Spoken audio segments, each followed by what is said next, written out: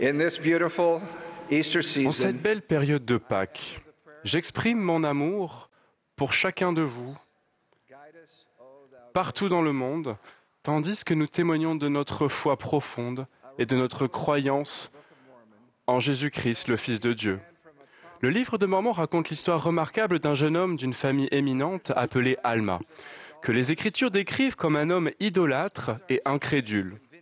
Il était éloquent et convaincant et utilisait la flatterie pour persuader les gens de le suivre. Étonnamment, un ange apparut à Alma et à ses amis. Alma tomba par terre et était si faible qu'il ne pouvait bouger et fut transporté chez son père. Il resta dans un état proche du coma pendant 3 jours.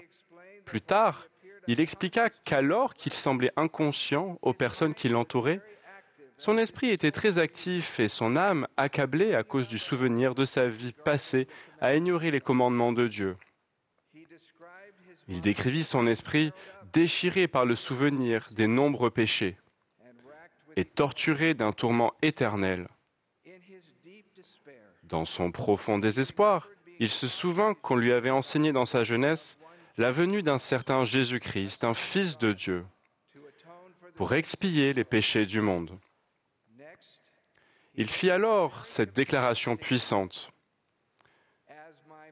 Quand mon esprit s'empara de cette pensée, je m'écriai au-dedans de mon cœur, « Ô Jésus, Fils de Dieu, sois miséricordieux envers moi. » Tandis qu'il faisait appel au pouvoir divin du Sauveur, il se produisit quelque chose de miraculeux.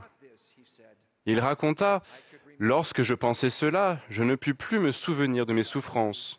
Soudain, il ressentit la paix et la lumière. » Il déclara, « Il ne pouvait rien y avoir d'aussi raffiné ni d'aussi doux que ma joie. » Alma s'est emparé de la vérité de Jésus-Christ. Si l'on employait le terme « s'emparer » au sens littéral, on pourrait dire « Il s'est emparé de la rambarde juste au moment où il tombait. » C'est-à-dire, il a soudainement tendu la main et fermement saisi quelque chose de solidement ancré à une fondation sûre. Dans le cas d'Alma, c'est son esprit qui a recherché de l'aide et s'est fermement accroché à cette vérité puissante du sacrifice expiatoire de Jésus-Christ. En agissant avec foi selon cette vérité et par la puissance et la grâce de Dieu, il a été sauvé du désespoir et rempli d'espérance. Nos expériences ne sont peut-être pas aussi spectaculaires que celles d'Alma, mais elles sont néanmoins une importance éternelle. Elles ont néanmoins une importance éternelle. Notre esprit s'est aussi emparé de cette pensée de Jésus-Christ et de son sacrifice miséricordieux, et notre âme a ressenti la lumière et la joie qui en découlent. En cette période de Pâques, je prie que nous façonnions, fortifions et enracinions plus consciemment cette pensée prééminente de Jésus-Christ dans les parties les plus intimes de notre âme et lui permettions de se déverser intentionnellement dans notre esprit afin qu'elle guide nos pensées et nos actes et nous apporte la douce joie de l'amour du Sauveur. Remplir notre esprit du pouvoir de Jésus-Christ ne signifie pas que nous devions penser uniquement à lui. Cela signifie que toutes nos pensées doivent être circonscrites dans son amour, sa vie, ses enseignements, son sacrifice expiatoire et sa glorieuse résurrection. Jésus n'est jamais dans un coin oublié de notre esprit, parce qu'il y est toujours présent et toute notre âme l'adore. Nous prions et repassons dans notre cœur les expériences qui nous ont rapprochés de lui. Nous accueillons dans notre esprit des images divines, les Saintes Écritures et des cantiques inspirés pour amortir délicatement les innombrables pensées quotidiennes qui se bousculent dans notre vie affairée.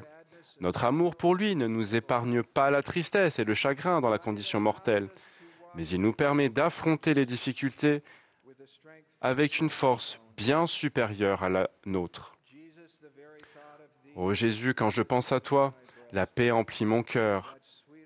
Puissais-je vivre sous ta loi, près de toi, mon Sauveur.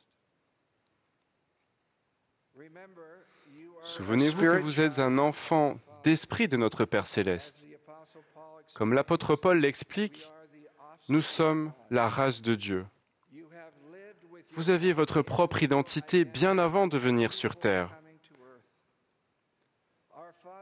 Notre Père a préparé un plan parfait pour que nous venions sur terre, apprenions et retournions à lui. Il a envoyé son Fils bien-aimé pour que, par le pouvoir de son expiation infinie et de sa résurrection, nous puissions vivre au-delà du tombeau.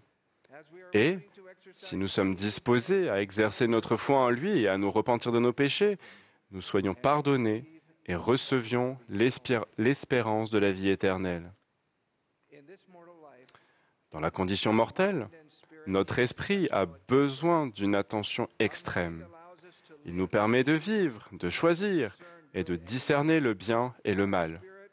Il reçoit le témoignage qui confirme que Dieu est notre Père, que Jésus est le Fils de Dieu et que leurs enseignements sont notre guide vers le bonheur ici-bas et la vie éternelle au-delà du tombeau. L'esprit d'Alma s'est emparé de cette pensée de Jésus-Christ. Elle a changé sa vie. La conférence générale est un moment pour comprendre ce que le Seigneur veut que nous fassions et devenions. C'est aussi un moment pour réfléchir à notre progrès. Tandis que mes tâches ont envoyé dans le monde entier, j'ai observé une force spirituelle accrue chez les membres justes et dévoués de l'Église. Il y a 5 ans, il nous a été demandé de mettre le Sauveur plus en avant dans tout ce que nous faisions, en utilisant le vrai nom de l'Église de Jésus-Christ des Saints des derniers jours. Nous prononçons son nom plus sincèrement. Il y a 4 ans, quand nous avons réduit la durée de nos réunions de Sainte Seine, nous avons mis davantage l'accent sur la Sainte Seine du Seigneur. Nous pensons davantage à Jésus-Christ et promettons avec plus de gravité de nous souvenir toujours de lui. En raison de l'isolement créé par la pandémie mondiale et grâce à « Viens et suis-moi », les enseignements du Sauveur deviennent plus importants dans notre foyer, ce qui nous aide à adorer le Sauveur pendant la semaine. En suivant le conseil du président Nelson de l'écouter, nous améliorons notre faculté de reconnaître les murmures du Saint-Esprit et de voir la main du Seigneur dans notre vie. Avec l'annonce et l'achèvement des dizaines de temples, nous entrons plus fréquemment dans la maison du Seigneur et recevons les bénédictions qu'il a promises. Nous ressentons plus puissamment la beauté transcendante de notre Sauveur et Rédempteur. Le président Nelson a dit « Il n'est ni facile ni automatique de devenir un disciple puissant. Notre attention doit être rivée sur le Sauveur et sur son Évangile. C'est mentalement très exigeant de s'efforcer de se tourner vers lui dans chacune de nos pensées. En concentrant notre attention sur Jésus-Christ, nous voyons également tout ce qu'il y a d'autre autour de nous, mais avec la perspective de notre amour pour lui. Les distractions moins importantes s'effacent et nous ôtons les choses qui ne sont pas en accord avec sa lumière et sa personnalité. Si vous continuez à vous emparer de cette pensée de Jésus-Christ, de toute votre attention, lui faites confiance et respectez ses commandements, je vous promets que vous serez non seulement guidés, mais que vous recevrez aussi du pouvoir céleste, un pouvoir qui affermit vos alliances et apporte la paix dans vos difficultés et la joie dans vos bénédictions. Il y a quelques semaines, Cathy et moi, nous sommes rendus chez Matt et Sarah Johnson. Au mur était accrochée une photo de leur précieuse famille, une magnifique image du Sauveur et une illustration du Temple. Leurs 4 filles, Maddie, Ruby, Claire et June, ont parlé avec joie de leur grand amour pour leur mère. Pendant plus d'un an, Sarah avait pris régulièrement rendez-vous au temple le samedi pour que toute la famille s'y rende ensemble afin que ses filles accomplissent des baptêmes pour les membres de leur famille qui les avaient précédés. En novembre de l'année dernière, Sarah a fixé un rendez-vous au temple pour la dernière semaine de décembre, le jeudi au lieu du samedi. Elle a demandé à Matt « J'espère que ça te convient ?» On avait diagnostiqué un cancer à Sarah, mais les médecins s'attendaient à ce qu'elle vive 2 ou 3 ans de plus. Lors d'une réunion de Sansen, Sarah avait rendu un témoignage puissant, disant que quelle que soit l'issue de sa maladie, elle aimait le Sauveur de tout son cœur et qu'il avait déjà remporté la victoire. As December progressed, À mesure que le mois de décembre avançait, la santé de Sarah a rapidement décliné et elle a été hospitalisée. Le jeudi 29 décembre, au petit matin, sa vie dans la condition mortelle s'est terminée paisiblement. Matt était resté à ses côtés toute la nuit. Le cœur brisé et complètement épuisé physiquement et émotionnellement, il est rentré chez lui et a pleuré avec ses filles. En jetant un coup d'œil à son téléphone, Matt a remarqué le rappel du rendez-vous inhabituel que Sarah avait pris au temple pour plus tard ce jour-là. Matt a dit « Quand je l'ai vu, je me suis dit que ce ne serait pas possible. » Mais ensuite, l'esprit de Matt s'est emparé de cette pensée. Le Sauveur est vivant. Il n'y a pas d'endroit où nous préférerions être en famille que dans sa sainte maison. Matt, Maddie, Ruby, Claire et June sont arrivés au temple pour le rendez-vous que Sarah avait fixé pour eux. Le visage couvert de larmes, Matt a accompli les baptêmes avec ses filles. Ils ont profondément ressenti leur amour pour Sarah et leur lien éternel avec elle. Et ils ont ressenti l'amour immense et la paix réconfortante du Sauveur. Matt a expliqué avec tendresse « Bien que mon cœur soit profondément attristé et affligé, la connaissance du merveilleux plan de salut de mon Père me fait pousser des cris de joie. »